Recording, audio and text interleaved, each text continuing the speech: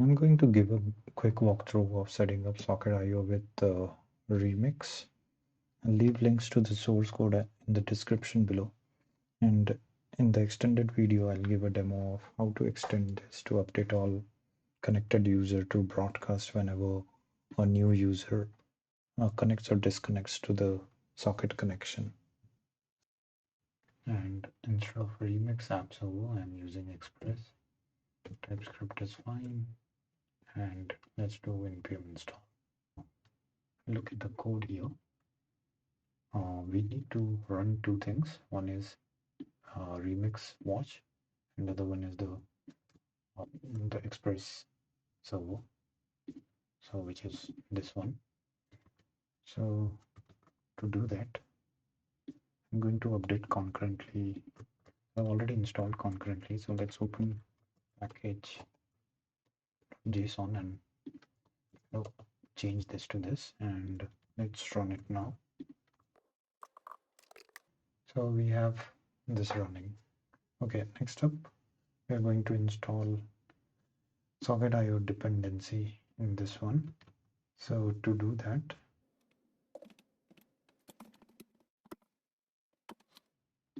next up I'm going to update index with socket connections.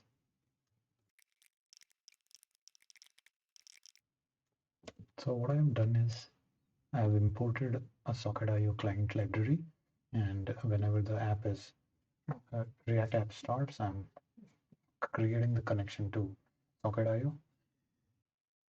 So let's start configuring Socket.io on server side. So for that, we are going to update server index.js. And first thing that we do is include HTTP library and then import Socket.io. And next up, I'm going to create a HTTP server and then a IO server. And what we are going to do is we are going to say that on connection, log it that a user is connected, and on disconnect, log user is disconnected.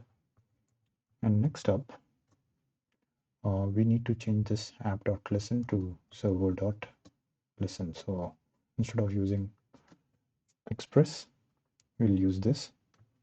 And if I do npm run dev and refresh this page, so on the console we should get user connected. Something went wrong.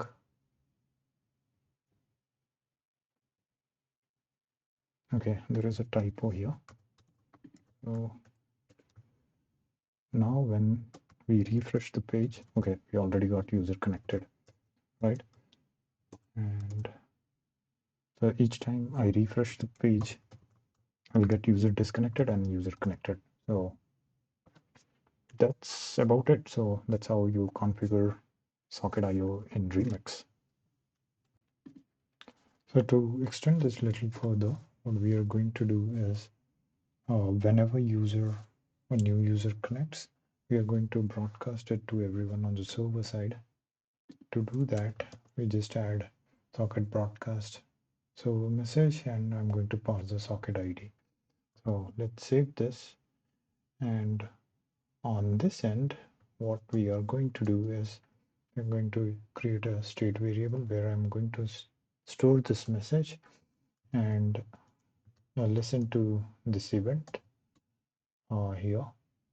So whenever we get this server message that we are transmitting here, and set up the state and then print it out. So let's save this and let's restart the server. And if you see here, this has got updated.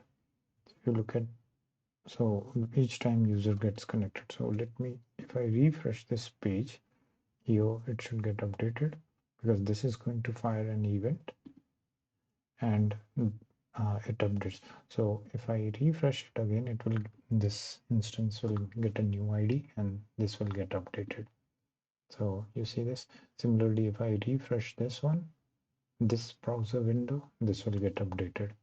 So I refresh this, and Every time I refresh it, it gets a new ID. So our example is working fine.